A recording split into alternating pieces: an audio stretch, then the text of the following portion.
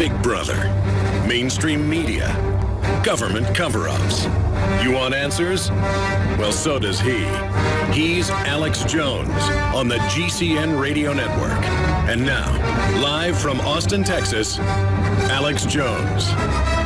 Ladies and gentlemen, it is Sunday, the first day of June 2014. As you tune into this original, special Sunday transmission, we're here every Sunday, 4 to 6 p.m., and then back weekdays live, 11 a.m. to 2 p.m. Central with the weekday transmission. Wow, a lot of Bilderberg coverage of the week with our crew coming up. We're going to be breaking down on this Sunday edition. We have 4 guests coming up. Dr. Paul Craig Roberts getting into the Ukraine situation, what's really happening with the economy, the gear up for an implosion. Larry Pratt, the founder of Gun Owners of America, he believes they're going to try to sign an executive order making you get biometric guns and banning all the others. I mean, this is huge, what's coming up on that front. We have our media analyst, John Rappoport, joining us on a host of issues. And Bilderberg and media control. And then finally, co-author of Tom Clancy novels with some incredible breaking intel on the mass shooting and more, Steve Pachinik. All that and more coming up on this Sunday worldwide transmission. This is a revolution of awakening, a revolution of liberty, a revolution of freedom. And we are affecting change. They didn't want people to know that Bilderberg existed. Just 10 years ago, the media would say it didn't exist. The New York Times in 2007 said I was insane it didn't exist. 2008. It was 2008. Now it's all over NBC, CBS, you name it. And it's because of sites like DrudgeReport.com. It's because of Infowars.com. It's because of my great crew. It's because of you, the listeners, our sponsors, all of us that love liberty, promoting each other, supporting each other, coming together for renaissance and human freedom and true liberalism in the form of Thomas Jefferson, not the fascism and corruption of the so-called Democrats and their Republican cohorts. Ladies and gentlemen, I am so honored to be here with you on this worldwide transmission. And I'm just excited because when I see more and more mainstream media trying to stay pertinent, being forced to admit Bilderberg, and even saying, yeah, why are they meeting in secret? Are they violating the Logan Act, the Official Secrets Act? Should there be investigations? We've come so far once we identify the globalists. It's amazing what we can do. Once we show there's special interests that are controlling things, crony capitalists, the opposite of free market, we can stop the globalists from scapegoating true libertarianism and true free market and true private property and family and whatever you're into. The mutual aggression truce, that I won't initiate aggression on you unless I'm defending myself, and you won't on me. And you'll let me live my life, and you can live your life. And I won't try to use government to run your life. You don't do it to me. That builds an amazing society. Doesn't mean it's not a moral society, because then what works becomes popular. It's not what gang you're in or what special interest you're in. No, ladies and gentlemen, it's what type of production you're involved in, what you've produced, what you've done, what you've made, what you stand for. People come see you because of what you have done and who you are, not off of what group you're part of. I mean, I don't care if you're black or white. If you play the guitar great and sing great, I want to come hear you, and I admire you. I don't care if you're Asian or American Indian or Mexican. If I admire your art, I'll hang it in my house and then try to invite you over to dinner if I can. Because that's true humans admiring each other, and that builds a better and better society as people vote with their feet, vote with their opinions, vote with their dollars, vote with their applause, or vote with their disdain for what they like and what they don't like. That is the essence of freedom. We don't need the government to make us free. We change our lives and become more free. Doesn't matter what their phony laws say. They will move in our direction.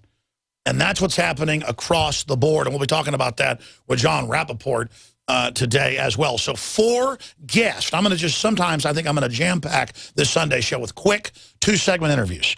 If everybody shows up today, and I think they will, Larry Pratt, Paul Craig Roberts, Steve Pachinik, John Rappoport, and good old, you know, the crazy Texan that loves freedom so much, he stutters and talks over his guests. Yours truly, Alexander Emmerich Jones. All right, folks, that was the first 5-minute segment. The main transmission's coming up. It's carried by all of our great affiliates across the country. Stay with us and tell your friends and family to tune in and be part of the human awakening, the restoration of liberty.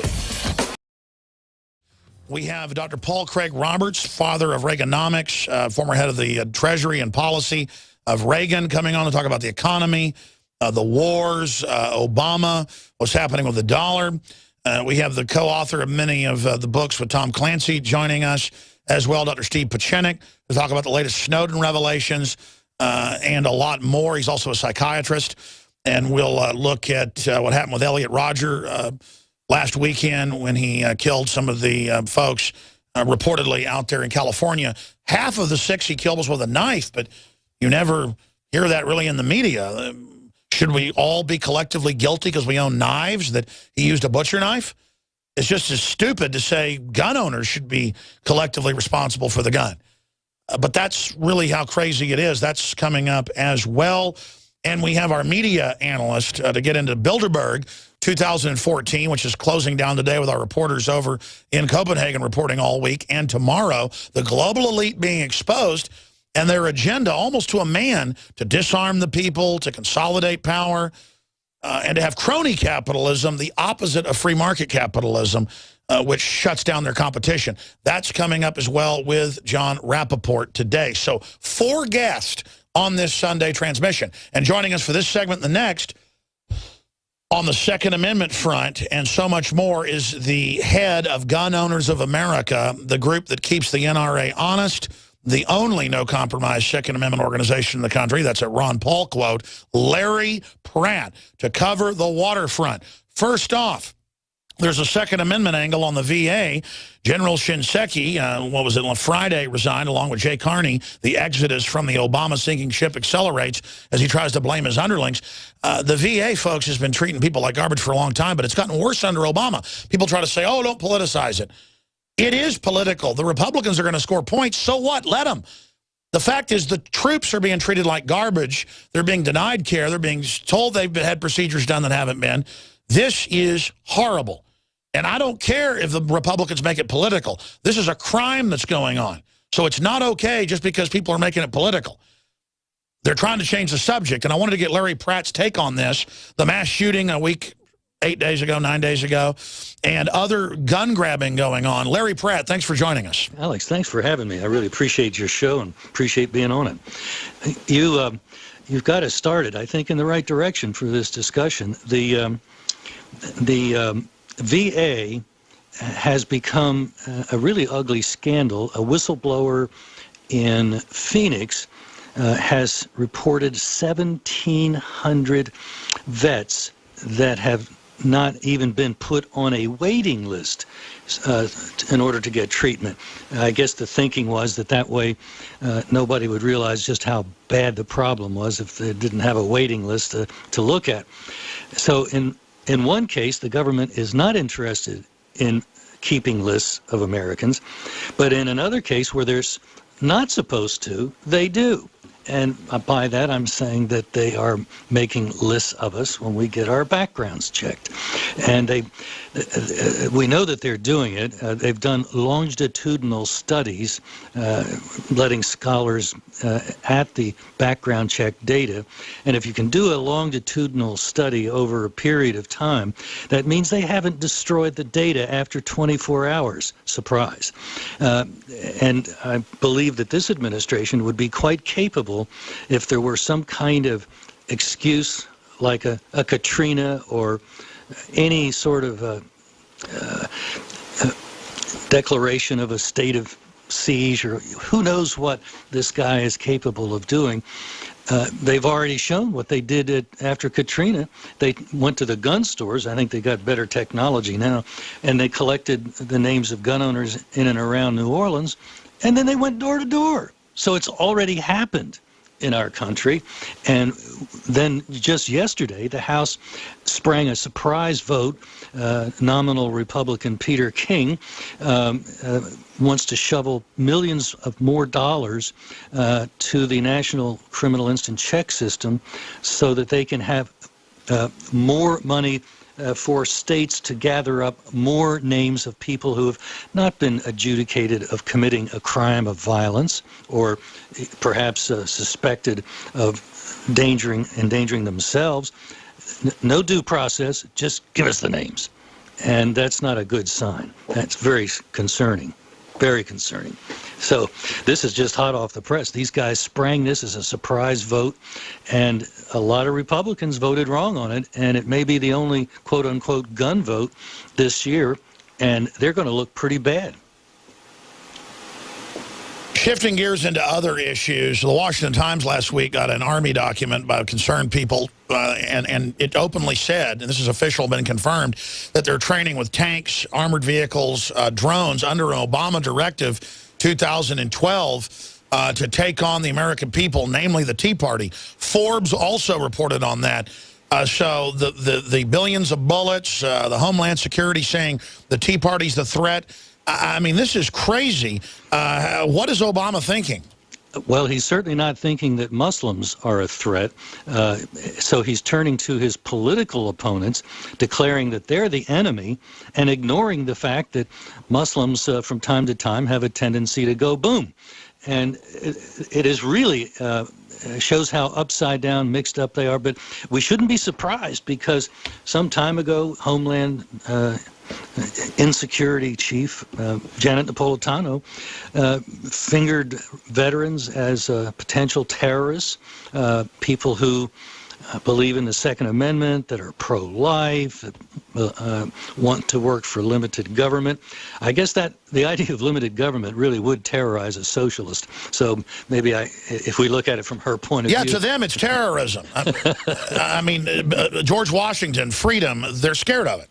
I think that's exactly right. I know it sounds preposterous probably to people listening to this show, except for the few that might be monitoring for the government. But the fact of the matter is, I do think they tend to think that way. The enemy is freedom, and they really are doing what they can to extinguish it. This is a very dangerous administration, and they don't seem to have any concern at all about acting without any authority. They just, as the president one time said, if the Congress won't move, then I've got a pen and I've got a phone. And I guess, you know, the emperor is able to do that. Of course, he's probably confusing emperorship and presidency. That's right, and in case the new listeners doubting me on this, it's Inside the Ring. Respected journalist Bill Gertz. Memo outlines Obama's plan to use the military against citizens. High-level Pentagon source sent him the document. He was able to confirm it's real, though restricted, and they have a link to the document in the article. And it's a multi-hundred-page report fully detailing the plan to suppress the American people. I think there should be congressional investigations about this right now. Let's hope. And they might have the investigation, but what they need to do is put some heat on the court that would ultimately receive the criminal complaint, if they can have an investigation and then produce a criminal complaint, as they did with the contempt citation of Eric Holder. They turned that over to the D.C. federal court. That was over a year ago. Nothing has happened. Now, the House is not helpless. The House, if it had the determination, could simply tell the court, you know, in the next budget, we're just not going to be able to find the money for you all, at least not until you... That's the way to do it. Just cut the money off. So until they get on the stick, just tell them that their fat checks are not going to be able to be sent out. Larry Pratt, we're going to have a jam-packed segment coming up. I'm going to try to give you the floor to break down the latest attacks on the Second Amendment and where they're coming from. Folks can sign up at gunowners.org for your free legislative alerts or become a member. Folks, if you don't become a member of the Gun Owners of America, you don't care about the Second Amendment. We'll be right back with Larry Pratt. I'm Alex Jones, Infowars.com, where we defend the entire Bill of Rights. Amazing guest coming up, and of course I think the most amazing right up front, Larry Pratt. And the reason I say that is I've studied politics. I've been in it 20 years, more than that. He's been in it 50 years promoting liberty, proto-Tea Party. If it wasn't for Gun Owners of America, and I don't usually gush with most our guests, it's just true, we wouldn't have a Second Amendment right now to any extent. We'd be like England or Australia. They're following the same blueprint. Gun Owners was also able to radicalize the NRA. Even Ted Nugent, who's a listener and calls into the show, you've heard him, has said on this show, even though he's a board member of the NRA, and I'm not knocking the NRA, I used to, that we were able to radicalize it. And it should be radicalized. Radical's not a bad word when you're facing radical anti-American behavior. As Barry Goldwater said, radicalism in defense of liberty is no vice. And sometimes silence it in golden is yellow. And it's just an example of how they tell us, settle down, you know, don't accuse us of stuff that's hardcore, it sounds crazy. Well, if somebody's doing it, if Obama's shipping guns into Mexico to blame the Second Amendment and gets caught, it's sensational, say it. Anyways, enough of that. Larry, we've only got 9 minutes in this segment. I want to get into the covert attacks on the Second Amendment, the overt. Obama saying he may act with executive orders to go after guns, biometric guns, even Senator Cornyn's warning of that, that's their plan. This latest mass shooting that was really a stabbing that they don't want to talk about, and other issues. Larry Pratt, you've got the floor. Let's start with Operation Choke Point. It's been going on longer than we've known about it, but the name has finally emerged thanks to whistleblower. And what they're doing is they're putting the squeeze on banks through the Federal Deposit Insurance Corporation, saying that if you deal with some 13 industries that are deemed dangerous, then you are going to either not be able to extend lines of credit, or you're going to have to charge much higher fees. And wouldn't you know, gun stores are one of the 13 industries they're going after. That is exactly the pen and telephone approach that our dear leader has promised us. And this is... companies are getting dropped by their banks because of this squeeze. Now, it's what Hitler did for the first 7 years before he started arresting everybody. Yeah, and it works pretty well. Now, the good news is that this is still somewhat America, and there's been a very effective response. One group that had made high-end rifles is now something like Macmillan Services, something of that sort, from Macmillan Rifles to Macmillan Services.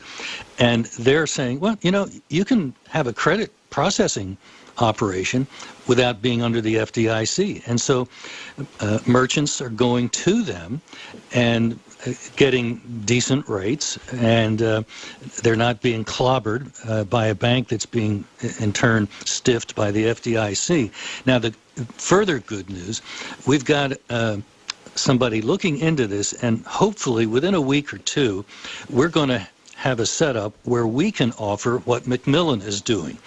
So if you're a gun store and you're being hammered by the way the banks are being squeezed by the Obama administration, well, you'll be able to get that done just fine, because you don't need to be a banker to do credit card. And, you know, for credit cards that bounce, well, you factor that in as your cost of doing business, and we think we'll probably be able to offer a lower fee than is even currently being done before the banks. That's right. Hammered. The answer is, if these big mega banks that are Goldman Sachs and others that have been caught, J.P. Morgan Chase giving money to anti-gun groups and stuff, they want to play hardball, we'll just take our business completely away from them. Absolutely. I'm excited by this, and I'm hoping that we really can pull this off. And it may be an independent company that's set up. It may be part of gun owners. We should use libertarian and conservative money to build our system to defend ourselves, and we should do it without them trying to control us with it. Hear, hear. Wow, incredible, Larry. Moving on to other covert ways they're attacking, and then this mass shooting. Well, one of the things that we've found in this push for the smart gun, which the most recent iteration is put out by the Armatic company, they operate this with an RFID chip in the watch that you have to be wearing on your shooting hand for the gun to operate. Well, not only is it not reliable, it doesn't work every single time. In fact, I learned last night from a guy that knows a lot more about guns than I do that with every magazine that's in that gun, 10-round magazine, there's going to be one round that jams. But even of more concern, if they were able to fix the jamming problem, is that the watch and the gun both operate with an RFID chip. Well, guess what? That can be hacked. Of course. Oh, my. And then they just want to ban all the guns that don't have it. I mean, this is a total... Well, I was just reading today that they have a technology which is being installed, say, in a theater. You go into the theater, you got a cell phone. This technology, this RFID system, would detect the cell phone and keep it from ringing.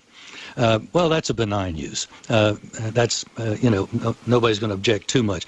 But that same technology could shut your smart gun off, and then your gun isn't very smart at all. Absolutely. This whole smart technology is about piggybacking spying and control. That's on record. Apple phones, they admit it now, when you go to concerts, just won't work automatically. I mean, that's them preemptively blocking you like a criminal. In the time we've got left, Larry, do you think Senator Cornyn's right that he's really planning to maybe do an executive order and try this? I happen to agree with the senator on this one. I think this guy is, he's out of control. The Speaker of the House is, well, I have a laugh line now in some of my talks. I say zoologists have uncovered a new phylum. It's called the Johannes Bainerus.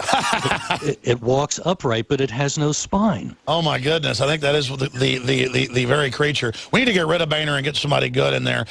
Finally, what do you make of the killer in Santa Monica killing half of the 6 people with a knife? And he did it in what amounts to a gun-free zone. The sheriff of that liberal county has only given a little over 50 concealed carry permits. Wow. So it's like nobody can protect themselves. And then he cased the joint. We understand from his screeds and his YouTubes and whatnot that he was thinking about one place, and then when he cased it, he found that there were too many cops, and so he went to another place at another time when he figured he'd have maximum opportunity. So this was a little spoiled kid in a very liberal home, an anti-Second Amendment home, broken home too, but for that matter, and which is also typical of young criminals. And then we get the blame. Larry, we're out of time. Promise you'll come back for a full 30 minutes soon? I sure hope so. Thank you. Thank you, sir. There goes the real champion of the Second Amendment. I tell you, none better. Larry Pratt, Gun Owners of America. I'm Alex Jones. Stay with us. We'll be right back. Gunowners.org. Check it out today or lose your Second Amendment. Well, John Rappoport is an investigative journalist, best-selling author, and a frequent contributor to Infowars.com and PrisonPlanet.com and our online syndicated columns. He also is the editor of NoMoreFakeNews.com. And we've got him on with us for 2 segments today. We got a bunch of guests jam-packed on this Sunday edition. We're here every Sunday, 4 to 6 p.m. Central. And we, of course, return weekdays with the live weekday show, 11 a.m. to 2 p.m. Central Standard Time. Most Sundays, this broadcast is live as well. Sometimes you hear David Knight and our other reporters hosting the show. Right now, they're over in Europe, in Copenhagen, Denmark, covering the 60th anniversary of the Bilderberg Group. And I'm going to have them on tomorrow with a final take on the event that's been going on for 60 years, openly to establish world government. The dam really broke this year more than ever on Bilderberg, thanks to Infowars.com, WorldNetDaily.com, DrudgeReport.com, and all the rest of the real media. Most of it is libertarian / what you'd call paleo-conservative or constitutionalist, because we're diametrically opposed to Bilderberg, just instinctively, to being slaves to offshore corporate interest. And you see a Tea Party, Ron Paul style, UKIP sweeping the EU Parliament elections, the British elections, the local elections in England, the national elections. Same thing starting to happen here.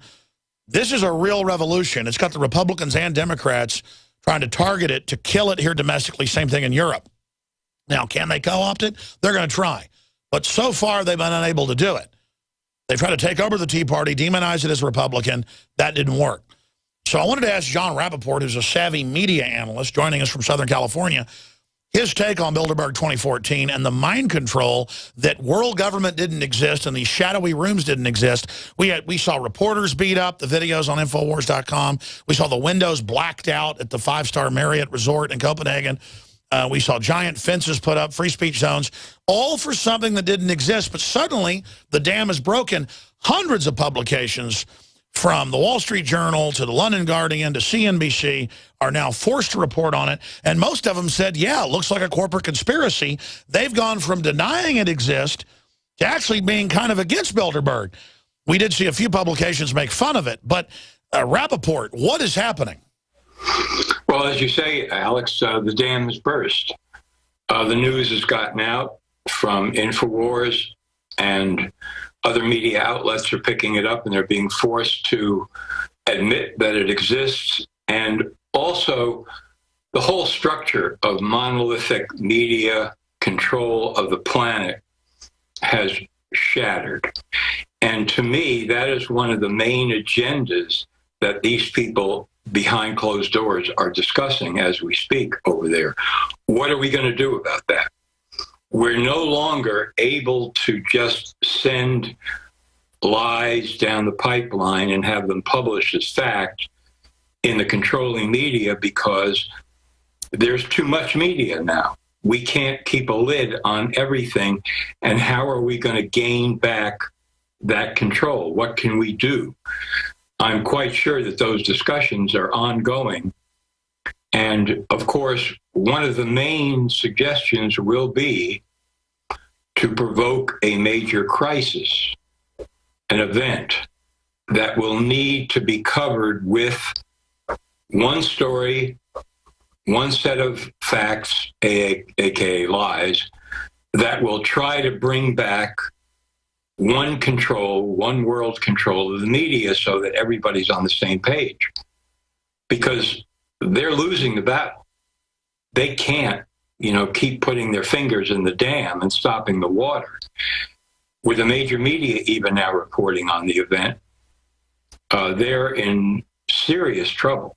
Serious trouble. Well, here's an example. Nielsen reported last week that CNN in a year lost 44% of their viewers, MSNBC 24%, and that's from their already shrunk audience. Their joke level, Ed Schultz just quit his radio show. There's no so-called liberal radio because they're not liberals. They're fascist. I would consider you a liberal, myself a liberal. More guns, more freedom, more of our own money.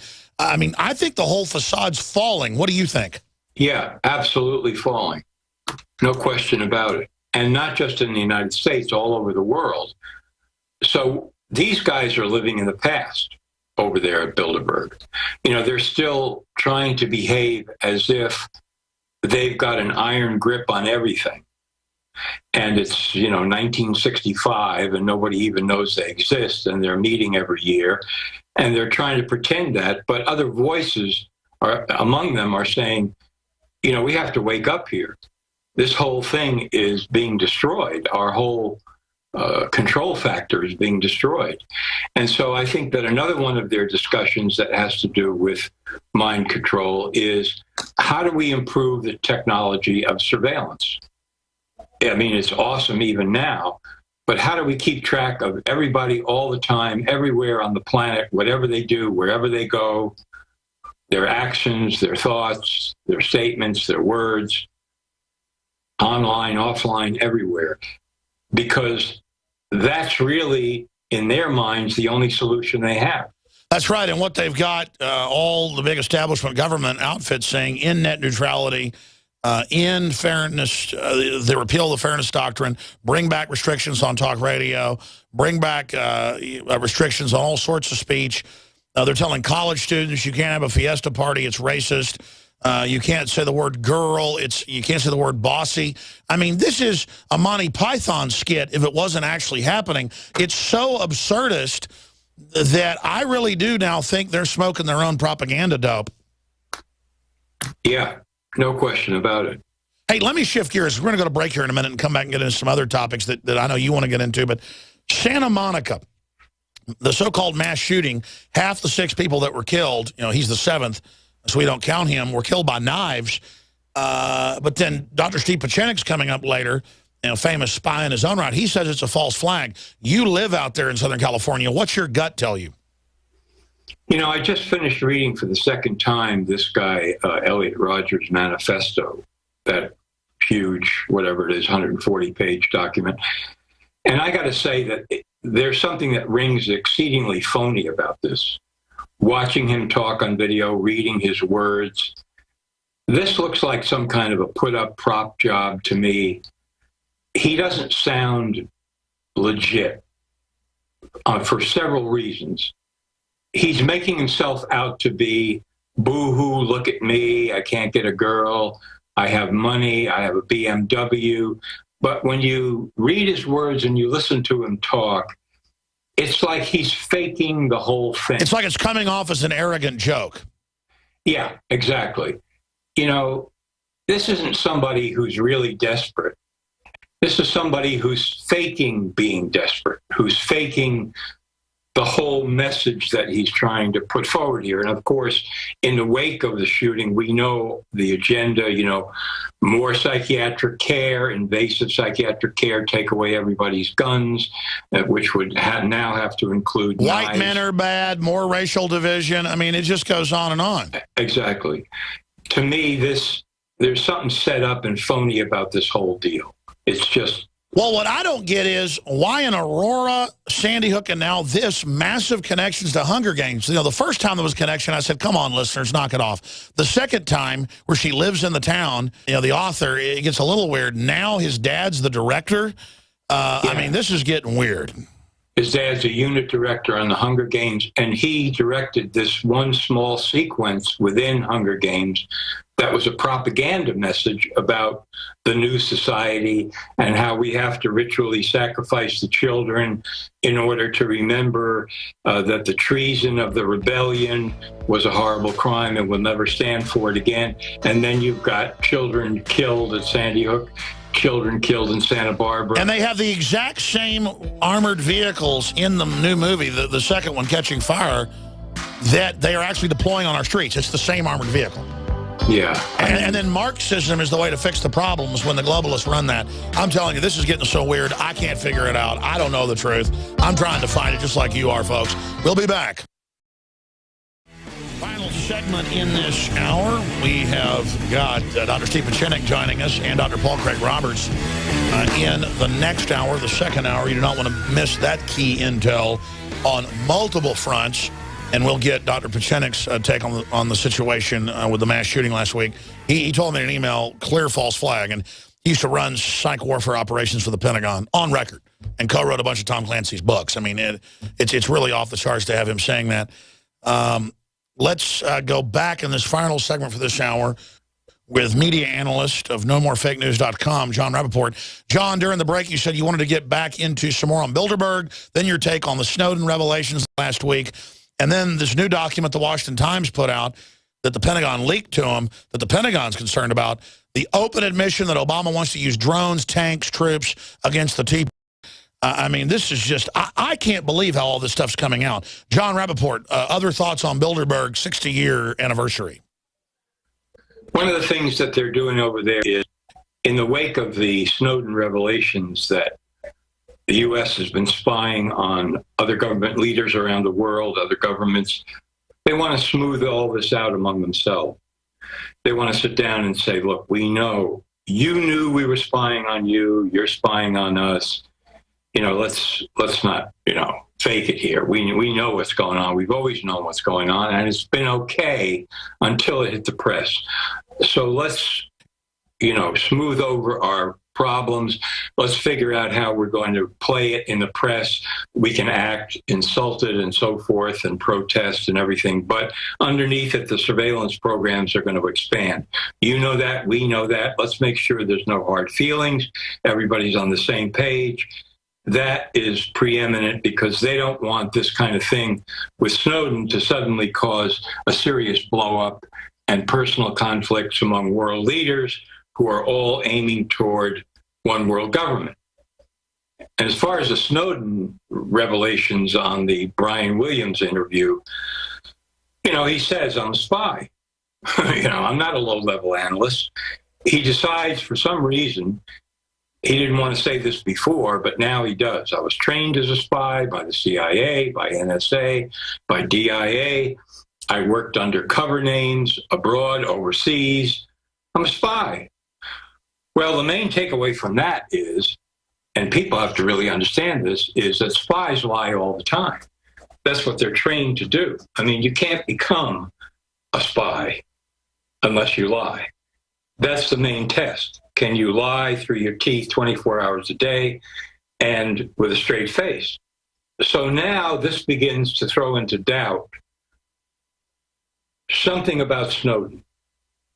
Regardless of how he appears, regardless of what he's saying, regardless of the fact that, yeah, he's exposed these documents, which certainly some of us knew about all along. Oh, yeah. I mean, now he's the only avatar the only symbol exposing any type of big brother when there was all these real whistleblowers that are getting put in jail or ignored that nobody's giving attention to that have brought out even bigger revelations. He's a way to control it. And that's what Pachenik said a year ago and earlier this year, and I kind of poo-pooed it. But I tell you, it's starting to really look bad.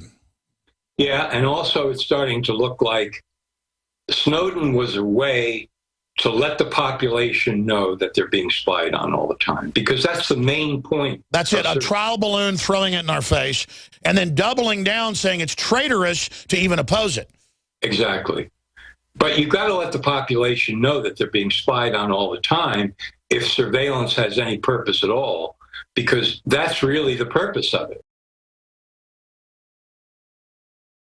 Won't say certain things. Yeah, they want you to know you're being listened to, so you self-censor instead of saying, so what? I've done nothing wrong. I'm going to expose you. Quit listening to me, criminal. Exactly. Exactly. Now, so, you know, that's his function in the larger scheme of things, is to be the one who lets everybody know that they're being spied on. I mean, what else is it? That's what it is. But I know I'm a moral, real guy. I know you're real. I want freedom. I'm a paleo, conservative, libertarian, constitutionalist. And so I know that when I expose the spying, people would say, oh, you're doing that to scare us. You work for them. But even if I don't work for them, I guess if the public are cowards, I guess I do. I guess if I expose this evil's going on, I guess I am doing the bad guy's work if I've misjudged the public and they're really cowards that'll roll over now because I'm telling them what's going on. I mean, do you see what I'm saying intellectually? I do, yes, I do. You know, on balance, though, people can detect when you're being real. You know, you're not being a spy, you're being real and you're exposing the truth. And that's what communicates to people. Whereas in the case of some of these so-called defectors, you say, yeah, well, their real mission is to let the public know that they're being spied on. I mean, that's the whole purpose. Sure, you notice the Russians have been trying to get rid of him forever. Yeah. And then nobody will take him. I mean, they want him out. Sure. Because it also becomes this anti-Russia thing. Remember how they didn't want to let him fly in, but he did? Yeah. I tell you, I don't want to demonize him. He may be a good guy. He may be getting handled and manipulated as well. Who knows? I think that was the whole objective from the beginning, and that's what I wrote about originally when the revelations came out, that he was being manipulated from the beginning. I mean, no, we carried your articles, and Kurt Nimmo agreed with them and did his own digging, and I kind of, I've just been accused so much myself that I kind of have this defense mechanism that, oh, no, he's not a triple agent or something. But I tell you, we live in a cloak and dagger world, John, and the public just better start thinking about it. Shifting gears into one final topic with you in the time we have, I'm sure you saw last Friday the article that Drudge Report picked up that was on the WashingtonTimes.com. It's also on Infowars.com. We then wrote about it. This new document that got leaked to them, 3025.18, Department of Defense directive, where it says we're going to use drones, tanks, armor against the general public. Civil unrest is coming. And then if you expand into other documents, it's Tea Party. This is the total proof of what we've been saying. The military is being formed into an army to go after the general public. What is your take on this? Here's the headline. Bill Gertz, directive outlines Obama's plan to use the military against citizens. This has been a plan for a long time, but it's certainly escalated since 9/11. And this is just a continuation of that. This is saying, you people, all you people of the U.S. population know that nobody can be trusted, that there are people out there who want to do us harm, and so we're going to have to clamp down on everybody in order to preserve your freedom, of which there will be none when we, militarize the entire country. So this is, leaking one drip and drop at a time, and then we give, boom, this latest revelation, which is bigger. It's, again, to let people know this is what we're doing. This is, and then people say, yeah, wow, I don't know about that. And then they go back to what they were doing, and they become, mind control to accept this. Okay, so this is going to be the state of affairs. It's not just going to be the cops, it's going to be the entire military now that's going to lock down the country because we're always under threat. The war on terror never stops, and I guess I'll just have to accommodate myself to that. So this is more training for the American people, so to speak. Yeah. Undoubtedly, and then it's not pointed at Al-Qaeda, which they now admit our government runs. It's pointed directly at us. Why do you think they're going after the real Tea Party so much? Oh, well, to me, that's obvious because it was and is a burgeoning movement of people who, when you take away all the insane propaganda, against it, are people who are constitutionalists, who look at the meaning of the original documents and say, okay, so this was all about limiting the power of government. Wow. Individual freedom, limiting the power of government. That's what government should be. That's what we want. That's what these people are saying. That's what they've really been saying all along at the core of the Tea Party and these constitutional movements. And that's a direct threat against the state, against the government of the United States, which is all about expanding power. Exactly. So, it's diametrically opposed to the collectivist Borg model. Exactly. Totally opposed. So it's like we got to clamp down on these people. We've got to associate them with terrorists, with threats, with crazy people. You know what, John? We're out of time, but I got this one little 5-minute segment coming up that some stations don't carry, but folks at prisonplanet.tv see. We're going to break. Come back and do 5 more minutes with us to finish this, because I want to talk about solutions. You say it better than anybody, how to break out of the trance, how to wake folks up. I want to talk about how to break the trance coming up. Second hour, John Rappoport, one more segment. Then we've got Dr. Paul Craig Roberts, the father of Reaganomics, on the economy, on world politics, on Bilderberg, and so much more. And then Dr. Steve Pachenik, Spy Master, co-author Tom Clancy. It's all coming up. Tell your friends and family to tune in. There's no other talk radio like it. And folks, it is Sunday, June 1st, 2014. And I am just sitting here thinking about all this. And it just hit me. We really are broadcasting from FEMA Region 6. We really are in a 10-part global government with 10 subregions per region. It really is public. They really are putting cancer viruses and vaccines and brain-damaging hydrofluorosilicic acid in the water. I really own their books where they admit they're doing it on my bookshelf. It's a Twilight Zone episode. But in a way, it's exciting. It's real. It's animating. Let me tell you, I'm not worried about my hair sticking up in public anymore. I'm not worried about what people think about me. I care about this species. Not because I'm a hero, just because I'm not a piece of crap. I just want to have a better world. I like nice people, not scum.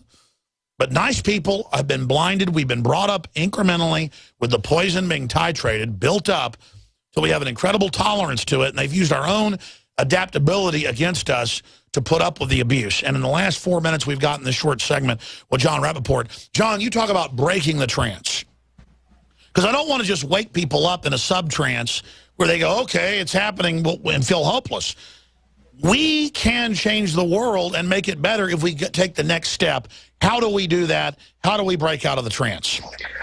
You know, Alex, what I've always said is that people have to go back to the root. What is the root? Freedom. And then they have to understand what that means for them fully. You know, because when people do understand that, they become motivated to take action. They don't just sit there and stare out the window. But the problem is a lot of people get kind of a half idea of what their own particular freedom means. They don't really learn about it. They don't contemplate it. Nobody teaches it to them. They have to do it themselves. Because everything that we're saying here comes back to that. They're trying to destroy freedom. That's their goal. Control means no freedom. You're a slave. Okay, so what is your freedom? What does that really mean? You know, oh, it's a word. It means I can, I could shop here, or I can go there, or I can take a vacation. That has nothing to do with anything. The deeper an individual gets to understand the root of his own freedom, he not only understands how they are trying to take it away, but what power lies in that freedom that he has, the power to act, the power to do the right thing, the power not to be a schmuck. The power to have your own original thoughts and not take up the false freedom of exercising the fake freedoms they try to sell us to carry out. Like, oh, you're free if you do this or that. Well, yeah, if I want to, but it needs to originate from my spirit, from my core, not from their system. You bet. You bet. And that's why they're going after constitutionalists, because constitutionalists begin to understand that, hey, my freedom really has nothing to do with the government at all, you know, or the media or any official, anybody. It has to do with me. My freedom is prior to any law, any rule, any regulation. They want you to go to them to have them certify your freedom when the Constitution, Bill of Rights, Declaration of Independence are beautiful, because they say, no, your freedom already existed. We're just pointing some of it. People have to separate that. They have to say, no, my freedom has nothing to do with anybody giving something to me. I mean, is that ridiculous? Does somebody give you, you know, your hand? No, it's yours. Somebody give you your freedom? Absolutely not. John, it's too powerful. I want to get you on for a full hour this week. Guys, let's set up John Rappoport for the weekday show right now. Let's do a full hour on true freedom. I want you to write some notes up from that big brain of yours, really a great mind, and to come on and share it with us this week. In fact, I may even let him host a few hours so I'm not interrupting. John Rappoport, I'd love to. You're awesome. You're beautiful, man. But now we really are under this occupied government. The bureaucracy, the corporate interest, they just do whatever they want. And it was in the Washington Times last week. I just talked about it with Gunners of America head Larry Pratt, that, oh, the Pentagon is training to crush the Tea Party and gun owners and to use drones against them, and that is Northcom's main mission. I mean, it's crazy that, you know, I'd talk about that 5 years ago with Dr. Paul Craig Roberts. He'd bring it up, and we were like, oh, that's those nuts. And then now it's just all out in the open. We're moving into authoritarianism. The whole world is, in my view.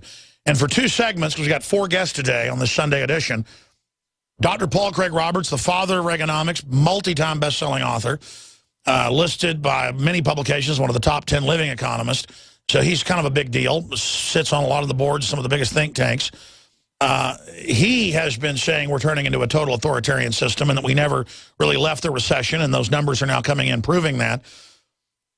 I want to cover the waterfront with him about geopolitical things that are happening, Obama's West Point speech, really the state of the republic. We're going to talk about that in 2 short segments with Dr. Paul Craig Roberts. I'll also give you his website in a moment, so be ready for that. We, of course, syndicate his column at Infowars.com as well on the internet. But there's a lot of stuff to get to today here. Where do you want to begin, Dr. Roberts? You're also the editor of the Wall Street Journal, I should throw in for good measure. I mean, I threw out kind of a cornucopia of issues. What do you want to tackle first, or do you want to cover something else? It's your show, Alex, so I'll accommodate you and what you think your audience is into. What do you want to dive into first, and then I threw out? Well, I thought that Obama's West Point speech was very revealing, and particularly some of the reaction to it. So maybe that sort of is in the news and sets the stage for a lot of the else that you mentioned. Let's get into it. Well, you notice that Obama said that he believed in American exceptionalism with every fiber of his body, or something to that extent. Now, what he's saying is that he believes that Americans are Übermensch, and that they are superior to other people in other countries, and that this superiority means that we have the right to prevail over others, and that we will continue to intervene in the affairs of the rest of the world, and that the military is the prime way with which we intervene. So we see here a policy of no diplomacy, just coercion, force. The only diplomacy the United States has is you do what we say or we'll bomb you into the Stone Age. Remember that? And he's saying that just because we're coming out of Afghanistan, it doesn't mean that we're not going to continue to intervene wherever we think that we want to. So this, in a way, is an indication that there's no backing off on the strategic threat that the Obama regime has brought to Russia and the Ukraine, that there's no backing off on the Obama regime's resurrection of the Cold War in place of the Soviet threat. We now have the Russian threat, and we are building up forces in the Baltics and in Eastern Europe, and or against a non-existent Russian threat. So just like, in my opinion, and I believe yours, that the war on terror was a hoax that served the military security complex, we're now going to have a Cold War hoax as a new way. Ooh, that's a great way to coin it. It's a Cold War hoax, and I do totally agree with you. And, you know, it's one thing to have manifest destiny when you're fighting a bunch of Native Americans, and they're actually fighting back against you. You could say there was a war. I'm not endorsing it. But to start a new Lebensraum or living space thing, you know, against Russia and people, it's just madness, especially when the country itself is sinking into the mud. That's right. And look, it's also, it's revoking Reagan's greatest accomplishment. You know, Reagan ended the Cold War. You know, the Reagan-Gorbachev agreements ended the Cold War. And by the way, you don't toot your horn, but you were a big part of that. I had a role in it. Yes. And so we now have the United States government repudiating its most popular president in a long, long time, and his greatest accomplishment, and a great accomplishment for humanity, because ending the Cold War greatly reduced the threat of nuclear annihilation of everybody. And so now we're going to start it back up, which means that the whole notion of something going wrong and the button getting pushed and nuclear weapons going off, and as all the scientists have made clear, and it's going to kill reforms in Russia. It's going to kill the whole world if something goes wrong. You know, the scientists have made it clear that if 1% of the weapons in the American and Russian arsenal were used, there'd be a nuclear winter. Billions of people would die of starvation. The agriculture would be wiped out for 10 years. You know, the catastrophe, the potential catastrophe of starting up another military competition with another nuclear power, this is reckless beyond anybody's imagination. And it's all being done so they can continue to steal money from the taxpayers, give it to the military security complex to prevent us, to protect us against a hoax threat, and then the money cycles back to the politicians and campaign donations. So this shows a government that's just corrupt beyond any previous measure of corruption, and that they would put this type of risk on human life. I mean, extinction is possible if these weapons go off. So I think that tells you just how bad the situation is, how low the leadership has sunk, and there's hardly really a word about it. The Washington Post jumped all over Obama for not being aggressive enough, for not sending troops into Syria, for not sending NATO into the Ukraine. We have to protect all these people, blah, blah. It's really just mind-boggling. I sometimes think that the whole country has simply lost its head. And well, what it is a bunch of different, as you said, special interests that would literally, you know, kill their grandma for a stick of bubble gum, who just are disconnected from reality. They're not statesmen. They've destroyed our soft power. You know, they have, Obama says he built a business, you didn't build it. 2 + 2 = 5. They teach the kids in school. This is a general insanity in the ruling class, in my view. And I don't know where it goes, Dr. Roberts. Well, I think it goes to collapse. It goes to collapse. And that's probably the best hope the country has, because when it collapses, the elites are all discredited, and it gives us a chance to do something else if we're ready and aware and can get partially out of the matrix so that we can think. Wow, it's just incredible with all your experience and all the things you've been a part of, hearing you say that. But it's right there in our face. I want to talk about the technicals on the economy, but also first Putin being boxed in. We've only got a little bit of time now, but can you start getting into why I saw in your column at paulcraigroberts.org that you were getting into the fact that he's boxed in? Yes, you see, Washington has no intention of letting the situation in the Ukraine be reconciled or be resolved. They want to keep this conflict going because they've got Putin in a box. If he steps in to protect the Russian-speaking elements in Ukraine that are under attack, he will then confirm the demonization. When we come back, let's break down where you think that crisis is going and the economy. What's the real state of the economy, and not just all these phony numbers? Straight ahead, I'm Alex Jones, Infowars.com. We're now into the two final segments, and we've saved some of the most informative, thought-provoking information to the last. And that is Dr. Steve Pieczenik. I won't go over his whole bio in the interest of time, but he co-authored a lot of books with Tom Clancy. They've got a posthumously published book that he worked on with Clancy that is coming out as we speak. We'll get Dr. Pieczenik to mention that at the end because it's interesting and it ties into what's happening currently. That's why people like Tom Clancy and Pieczenik's books, is because they accurately predict so much of what then unfolds. But the reason I wanted to get him on is that he said back last year, but then again in February on the nightly news here at Infowars.com, that he thinks Snowden is a setup. All I know is they don't want it known that the NSA is spying on everybody. They don't want it known that this is happening and going on. But if it's already going to come out, could he then become the authority, an avatar, as Pieczenik called it, and be a limited hangout, basically, to then control the information? Or could he work for big corporations like Google and Microsoft that are doing more spying than the NSA is doing? And that's admitted.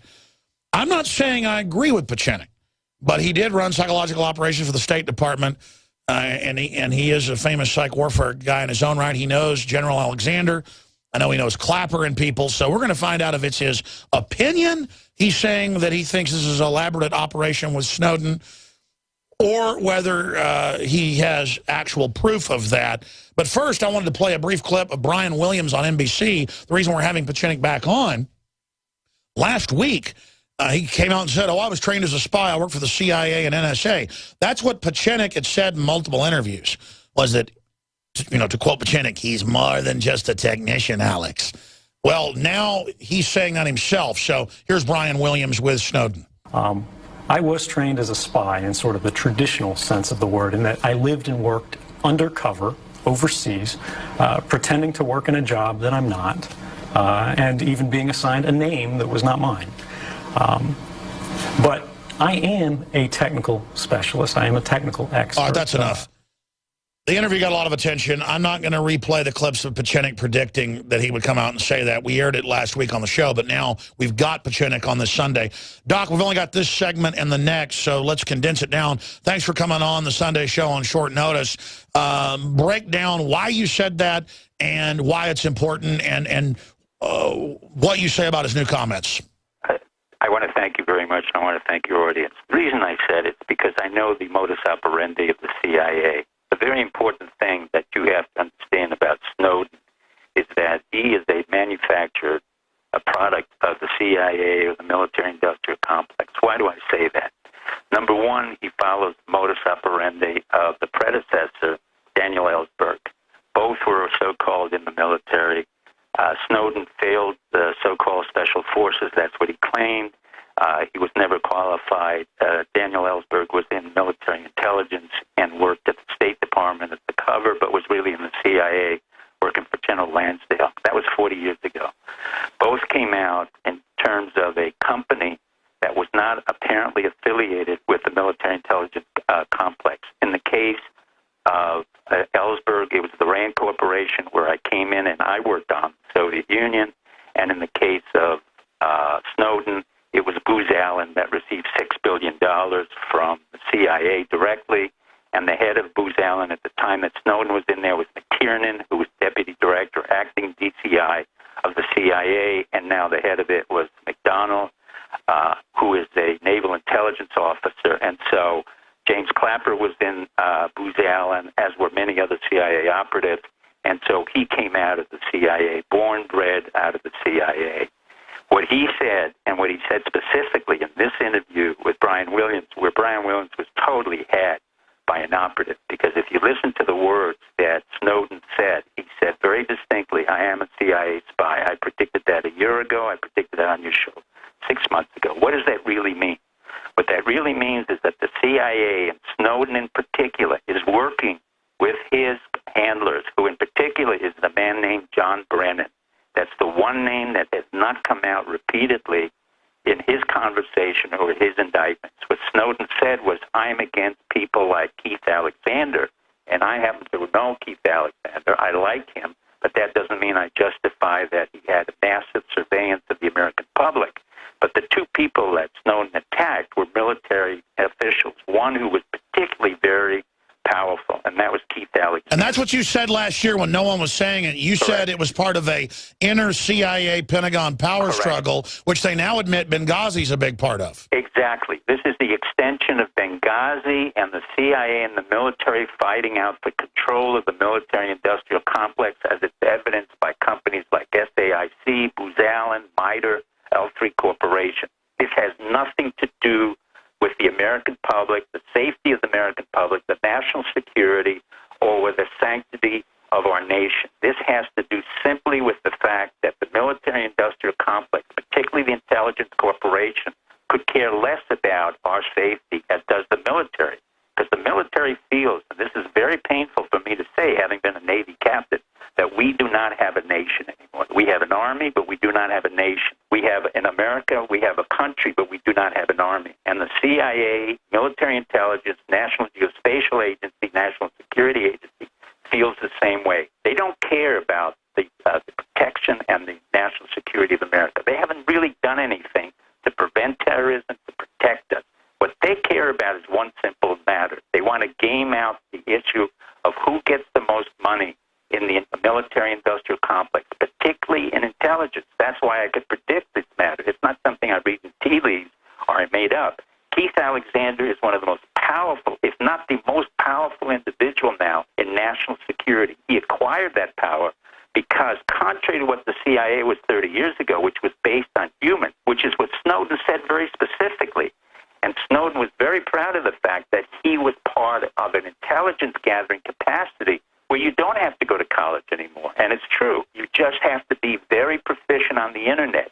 So people like Snowden were hired by the CIA, went through the National Security Agency, at the same time worked at the Defense Intelligence Agency, because all of the other groups, including the CIA, are not as proficient as the National Security Agency. Sure. And you've worked in the State Department, you know, but mainly from the Army angle, helping found Delta Force, and that's on record. Correct. I helped found Delta Force with Larry Eaglebury. I'm not going to tell full credit. The reason we didn't have a Delta Force is because we had hostage negotiations 30 years ago. I didn't have the counterpart to what the British had, the SAS, and we needed a key force. And that's why we nurtured, Larry Eagleberger and I nurtured Special Forces and Delta Force so that we could have a precision instrument to go in and strike out people. Now, we're about to go to break. Just I want to come back and get into the bigger picture here and where this is all going. But what, for laymen, what is the point then in the warfare inside the establishment? What is the point of Snowden then? What's the objective? The Snowden point is very simply more money for more intelligence that has nothing to do with the protection of the Republic. The Republic and America is irrelevant to the aggrandizement of private institutions that are affiliated with our intelligence community. So the CIA grows bigger, more inefficient. NSA goes bigger, more inefficient. The Defense Intelligence Agency grows bigger and inefficient, and America is paying a very heavy price while we lose our capacity to really protect ourselves and to garner any sense of economic strength. We are losing our capacity to be a viable republic because our military and our intelligence system is sucking out the very marrow of our existence, which is money, servitude, loyalty, transparency, Sure. and honesty. All right, well, stay there. We got to go to break. Dr. Steve Pieczenik's our guest. StevePieczenik.com is his excellent website. Find out the latest books that are there and more. But we're going to go to break here. I remember seeing people like military professors like Thomas Barnett a decade ago on C-SPAN lecturing at the Naval War College in places, telling the generals and the admirals, we don't represent America, we represent Wall Street. And when they say that, they mean a select inside group in Wall Street that are monopoly capitalist, who are exempt from taxes, who lobby to raise our taxes to get corporate welfare. I want to get Steve Pieczenik's take on that statement if he thinks it's accurate. After the break, I'm Alex Jones. Follow us on Twitter at RealAlexJones and Infowars.com. Stay with us for the final segment. You know, I just gave a speech in Dallas. It was a keynote speaker introducing T-Bone Pickens on the fact that only a moral society can be successful. And I know that's an understatement. People understand that, but I'm stating the obvious, but we've lost touch of that. There are a lot of smart people and resources in third world countries, but they just let bureaucracies take over and special interest. And I want to get into what you're saying in a private email to me, and I want to get your full take on this, Dr. Pieczenik. Elliot Rodger and the Santa Monica shooting last week that's been collectively blamed on white males and gun owners, even though half the people he purportedly killed he used a knife on. I want to get your take as a military... Go over it. Remember, I told you Sandy Hook was a false flag, and that came out to be true. This one's a false flag, too. Well, I want to get into that in a moment, but finishing up with the whole point of Snowden and where this is going. I mean, he seemed extremely confident, I would almost say arrogant in that interview with Brian Williams, like they're trying to rehab him to take him back to the country like Lee Harvey Oswald, who we know was a CIA operative and never joined the Russians. You have to understand, Snowden qua Snowden doesn't mean anything. Snowden's part of the game that the CIA and the intelligence community is playing off of the backdrop of America, Russia, and China. You have to understand, Snowden just represents an institution which really has to take down a much more powerful institution like the National Security Agency, and really wants to garner and create a narrative which is a false narrative. What they want to do, Snowden and his handlers... So it's just like the FBI and CIA always want to make the other the bad guy. Exactly. You're saying it's CIA wanting to get all the blame off it onto the NSA. Well, not only that, they want to say there's good guys and bad guys. The truth of the matter is this is not about bad guys and good guys. This is about people who want to play games with the American public and taxpayers. And all of them want to play games with the taxpayers because all of our military generals go back into SAC or Booz Allen that gets $6 billion from the CIA. James Clapper, you got, the same thing. You have John Brennan, who's never been brought up on charges of illegal activities on 9/11, Benghazi. He was accused in Benghazi, and I said it repeatedly. He's been accused of drone attacks, yet the FBI has never investigated him. Secret Service has never investigated him. ATF has never investigated, but it's the one man that Snowden doesn't want to mention. And by that very absence in intelligence and counterintelligence, I can tell you that he's his handler, and that the CIA is very much embedded in this kind of gaming that goes on. And it's Eisenhower who said they have created a legacy of ashes. And it was Jimmy Carter, whom I served, who got rid of 4,000 operatives. It's time now for America to say it's enough with the CIA, enough with our intelligence community. We're going to cut off fundings in general, and then we're going to bring in people who can really understand what is required. Well, they've tripled the size of the CIA. They're operating domestically, and they've got their minions just running around everywhere. They've had Homeland Security try to recruit every doctor my dad knows to spy on their patients and people. And when they get deeper enough into it, because he managed hundreds of doctors, he just retired, he dug into it and found out it's connected to the CIA. What is the CIA doing, trying to recruit every doctor and dentist? It's a self-aggrandizement. So what happened is over 30 years in working in the State Department and overseeing the CIA in many opportunities, they have really been dysfunctional. And in the Soviet Union, in Thailand, I had to get rid of their station chief. In Paris, I had to get rid of their station chief. In Panama, I had to get rid of their station chief. In Panama, I had to get rid of some of their operatives. And basically what's happening, it's an organization that's so filled, and I not have anything against this religion. Basically, Irish Catholic individuals. You have Brennan, McTiernan, you have Donlan, you have Doyle, you have Keith Alexander, all of whom follow the catechism of hierarchy. And with this type of ritualization that's instilled, and I have nothing against Catholics, my family's partly Catholic, you have embedded in the CIA a hierarchy which has this false notion that they have to follow orders irrespective of the legality of the orders. John Brennan has to be called forth in front of a committee, just as Colby was in front of a committee of independent prosecutors, and testify about Benghazi, testify about 9/11, testify about the drone attacks, testify about Snowden, testify about who he knew, because the one name that does not come out is the very name that's involved in all of this, including McTiernan, who was acting head of the CIA. What's happening is the aggrandizement and self-aggrandizement of intelligence communities at the expense of the Republic, that is, at the expense of the American taxpayer, is out of control, and it's destroying our nation. We do not have more security because it's bigger. We have less security because it's ineffective. And the CIA wants to have the capacity that the NSA had in electronic surveillance, which didn't prove to be better. It just proved to be bigger and more expensive and more deadly to our freedom. Well, it sounds like a recipe for disaster to have 800,000 private contractors and more than 50 companies with access to all the super secret spy hubs. I mean, that just sounds like a way to be infiltrated by not just foreign governments, but every other corporation. That's correct. It sounds like a takedown plan of the country. Well, it's not purposeful. We're not that clever. In other words, whenever you think that anybody's planning to take it down, whether it's the Council on Foreign Relations, anybody, nobody's that clever. What it is greed, self-aggrandizement, and stupidity. And by the way, you've been pretty big in the CFR for a long time, but I know got out of it. I mean, well, it was a waste of my money and time. Because what happened is you have every flotsam and jetsam. It was really like a nursing home for those who weren't able to do anything, and a nursing home for a lot of neocon Jews who did terrible things in 9/11. Richard Haas, Elliot Abrams, you had a whole bunch of them, and Fife, who was still accountable, but they're sitting in the Council on Foreign Relations espousing. They have protection, but I wasn't interested in that.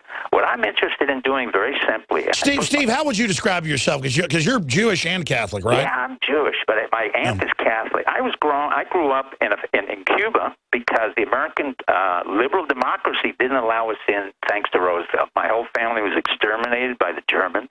I grew up at the age of 6. I came to the United States, grew up on 108th Street in Amsterdam. One of us went to Booker T. Washington, a black school.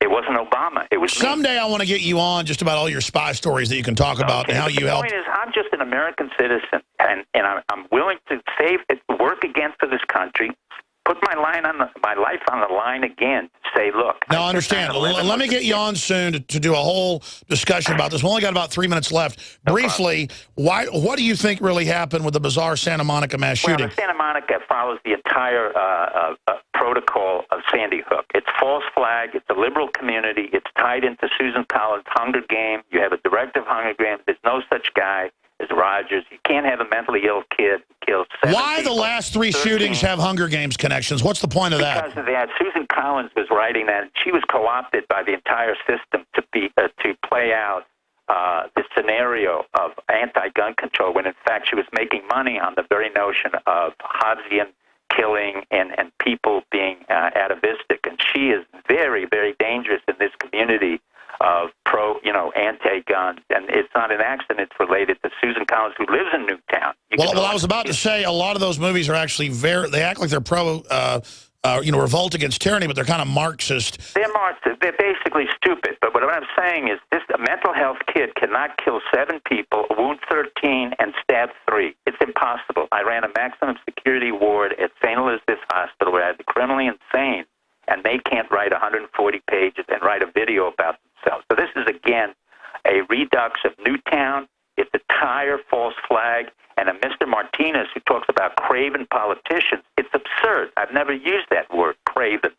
If you look it up, cowardly, nobody talks about that in Greek. So this is, again, a false flag.